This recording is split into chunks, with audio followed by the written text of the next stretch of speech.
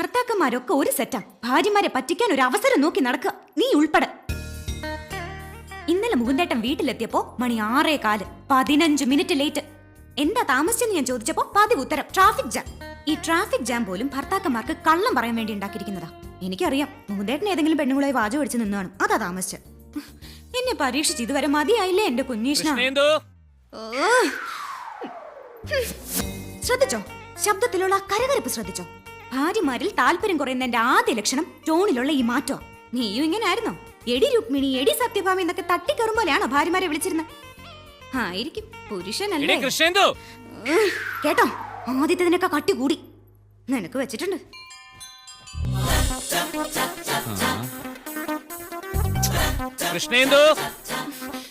എന്താ ഇതെന്താ ഒരു മാതിരി നരച്ച നിറമുള്ളൊരു ഷർട്ട്? എന്റെ ചുവന്ന ഷർട്ട് ഇവിടെ. ഞാനതെടുത്ത് മാറ്റി വെച്ചു. എന്തിന്? ലൈറ്റ് കളേഴ്സ് ഇട്ടാ മതി. കടുത്ത കളറൊക്കെ പെൺകുട്ടികളിൽ ആകർഷണം ഉണ്ടാക്കും. എന്റെ ഈശ്വര, ഈ വർത്താനം കേട്ട് കേട്ട് ഞാൻ മടുത്തല്ലോ. ഞാനിന്ന് തുണി ഉടുക്കാതെ പോവാൻ പോവാ. ഓ, അപ്പൊ കൂടുതൽ രസമായിരിക്കുമല്ലോ. എന്റെ ഗുരുവായൂരപ്പ, കാണാം പെണ്ണുങ്ങൾ ഉണ്ടെന്നറിഞ്ഞാ എന്തും ചെയ്യും ചില ആണുങ്ങൾ. അട്ടി വെച്ച് തന്നിട്ടുണ്ടല്ലോ. അയ്യോ കൃഷ്ണേന്ദു, എന്റെ കൃഷ്ണേന്ദു, നീ ടെൻഷൻ അടിക്കാതെ. എന്നെ പോലെ കാണാൻ കൊള്ളാവുന്നവരൊന്നും പെൺകുട്ടികൾക്ക് ഇപ്പൊ യാതൊരു മൈൻഡും ഇല്ല.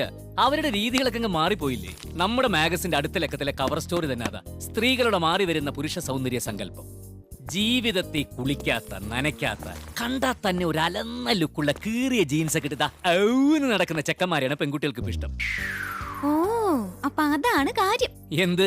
ഇന്നലെ ഓഫീസിൽ നിന്ന് വന്നിട്ട് കുളിക്കാതെ നനയ്ക്കാതെ ഒക്കെ ഇരുന്നത് ആ അലന്ന ലുക്ക് കിട്ടാൻ വേണ്ടിട്ടായിരുന്നല്ലേ? എന്റെ കുഞ്ഞീഷ്ണ, എന്നെ ഇതേ രൂപത്തില് ഇങ്ങനെ മേപ്പോട്ട് കൊണ്ടുപോകാൻ എന്തെങ്കിലും മാർഗമുണ്ടോ? ശല്യം.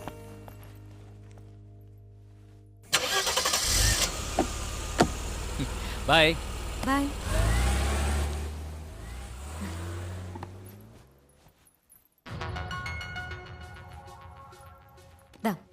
ഫയല് കൊണ്ടുപോയിട്ടില്ല. ആ സമയം എന്തേലും ചിന്ത മനസ്സ് കയറി കാണും.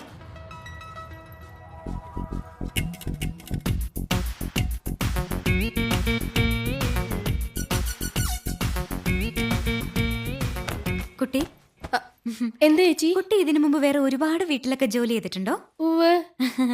അവിടുത്തെ ഭർത്താക്കന്മാരൊക്കെ കുട്ടിയോട് എങ്ങനെയായിരുന്നു പെരുമാറ്റം? ഭർത്താക്കന്മാരൊക്കെ വളരെ സ്നേഹത്തോടെയാ പെരുമാറിയിരുന്നത്. പക്ഷേ ഭാര്യമാരൊക്കെ ഒരു വകയായിരുന്നേ. അല്ല, കുട്ടി എന്തിനാ സാരി ധരിച്ചിരിക്കുന്നേ? അയ്യോ, എന്താ? സാരിയേക്കാൾ ഐശ്വര്യം ചുരിദാറാ. ശരീരം മുഴുവൻ കവർ ചെയ്യുന്നതുകൊണ്ട് പറയല്ലോ, അതൊരു ഐശ്വര്യ. അപ്പോ ചേച്ചിക്ക് വേണ്ടേ ഈ ഐശ്വര്യം?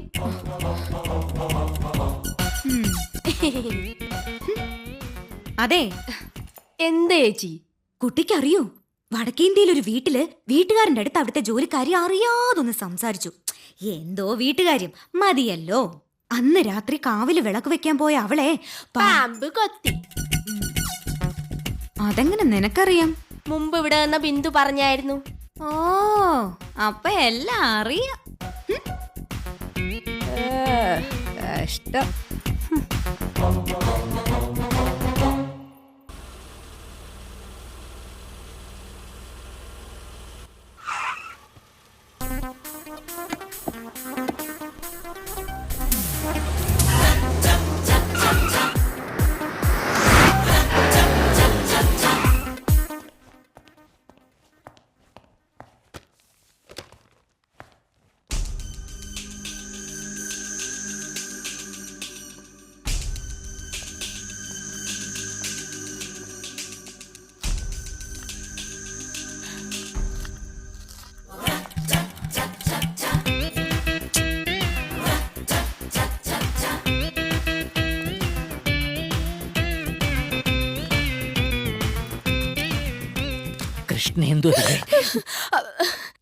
സാറിന് വേണ്ട പച്ചക്കറികൾ ചേച്ചിയുടെ കൈകൊണ്ട് തന്നെ വാങ്ങിക്കണോന്ന് പറഞ്ഞ് മാർക്കറ്റിൽ പോയിരിക്കുക. ഞാൻ പോവാന്ന് പറഞ്ഞു, പക്ഷെ സമ്മതിച്ചില്ല. എന്താ സാർ? അല്ല, ഞാനൊരു ഫയൽ എടുക്കാൻ മറന്നുപോയി. ഈ ചുവന്ന ഫയല് എടുക്കാൻ വേണ്ടി വന്നതാ. സത്യം പറഞ്ഞ ഞാൻ ഫയല് മനഃപൂർവ്വം വെച്ച് മറന്നതാ. തിരികെ വരുമ്പോ കൃഷ്ണേന്ദു അങ്ങനെ ഉണ്ടെങ്കിൽ പറയാനൊരു എക്സ്ക്യൂസ്. ഞാൻ വന്നത് തന്നെ കാണാൻ വേണ്ടിട്ടാ. ഞാൻ തുറന്നു പറയാം, എനിക്ക് എന്റെ ഭാര്യയോട് തീരെ താല്പര്യമില്ല. എന്റെ മുറപ്പെണ്ണൊക്കെ തന്നെയാ കാര്യം. പക്ഷേ ആളൊരു 6 പഴഞ്ചനാ. 10ാം ക്ലാസ് വരെ പഠിച്ചിട്ടുള്ളൂ. കുട്ടി ഏതുവരെ പഠിച്ചു? തോറ്റു. അതിൽ കൂടുതലൊക്കെ എന്തിനാ പഠിക്കുന്നല്ലേ? തന്നെ എനിക്ക് ആദ്യം കണ്ടപ്പോ തന്നെ ഭയങ്കര ഇഷ്ടായി. ശ്ശോ, പോടാ അവിടുന്ന്.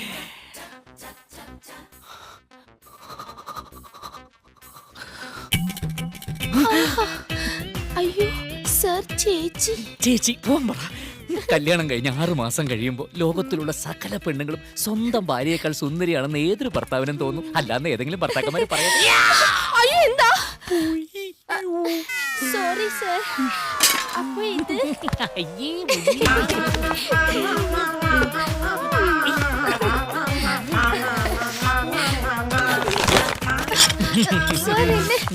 സർ, എന്നെ വിടല്ലേ? ഈ മുടിത്തേട്ടിന്റെ കാര്യം. ശ്ശോ.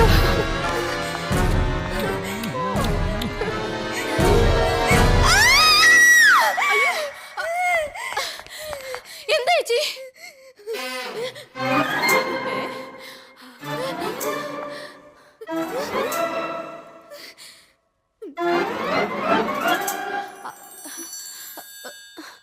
ചേച്ചി സ്വപ്നം വല്ലതും കണ്ടോ?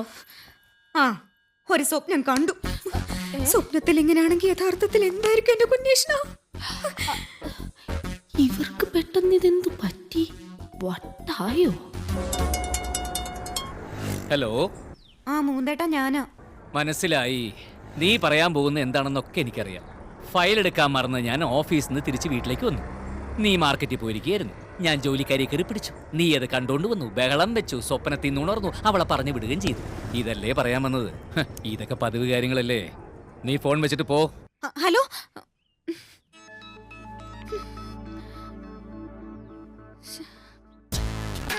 In a world apart, people they body. In a world apart. എവിടെ നോക്കിയ സാറേ നടക്കുന്നത്? ദാ ഇവിടെ നോക്കി. ബ്യൂട്ടിഫുൾ. നിങ്ങൾ എന്തരീ കാണിക്കണേ? ഞാനും കേരള ടുഡേയുടെ റിപ്പോർട്ടർ അല്ലേ? എന്റെ റിപ്പോർട്ടിനൊന്നും ഇവിടെ ഒരു വിലയല്ലേ? കഴിഞ്ഞ തവണ ഞാൻ തന്ന കൊലപാതകത്തിന്റെ ഫീച്ചർ ഈ ലക്കത്തിൽ പോലും വന്നിട്ടില്ല. തന്റെ മാറ്റർ ഇവിടെ തന്നെ ഉണ്ട്. താൻ ആദ്യം തന്റെ ഭാഷ ഒന്ന് ശരിയാക്കും. എന്റെ ഭാഷയ്ക്ക് എന്താണ് കുഴപ്പം? ദേ നോക്ക്, ഈ കൊലപാതകത്തിന് എന്താണ് സംഭവിച്ചത് എന്നുള്ളതിന് പകരം താൻ എന്താ എഴുതി വെച്ചിരിക്കുന്നത്? എന്താണ്? ഈ കൊലപാതകത്തിന് എന്താണ് സംഭവിച്ചതെന്ന്. ഈ എന്തരെന്ന് എഴുതിയാൽ ഇപ്പൊ എന്തിനാണ് കുഴപ്പം? ചില പ്രദേശങ്ങളിൽ എന്താ, ചില സ്ഥലത്ത് എന്നതാ, എന്തുവാ, എന്തുട്ടാ, എന്തിയെ. അതിനൊന്നും ഒരു പ്രശ്നമില്ല. എന്റെ ജില്ലക്കാർ ഇത്തിരിപ്പൂല എന്തരെന്നെങ്ങാനും പറഞ്ഞാ അത് നിങ്ങൾക്ക് അയ്യം. ദാണ്ട ഈ എന്തരെന്ന് പറയണേനെ നിങ്ങൾ കളിയാക്കൊന്നും വേണ്ട. തനിക്കറിയോ, ഞങ്ങളുടെ ജില്ലക്കാർക്ക് വേണ്ടി ത്യാഗരാജസ്വാമികൾ ഒരു പാട്ട് തന്നെ എഴുതിയിട്ടുണ്ട്. അതേത് പാട്ട്? എന്താരോ മഹാനു ഫാവുലു. ഈ പാട്ട് കേട്ടിട്ടുണ്ടല്ലോ. ഏത് ജില്ലക്കാർക്കുണ്ട് ഇതുപോലെ സ്വന്തമായിട്ടൊരു പാട്ട്?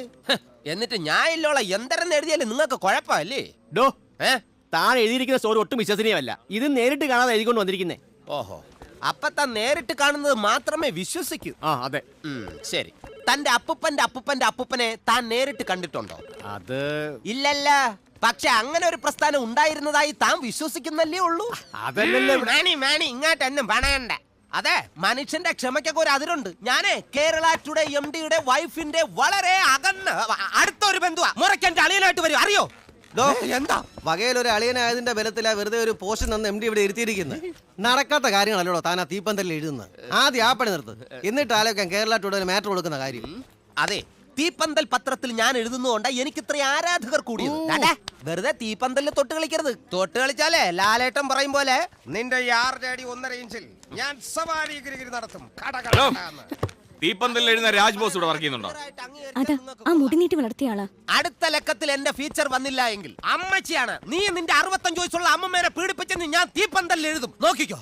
അതെ, യെസ്, തീപ്പന്തലിൽ എഴുതുന്ന രാജ്ബോസ്. ആരാധകരെ കണ്ട. യെസ്,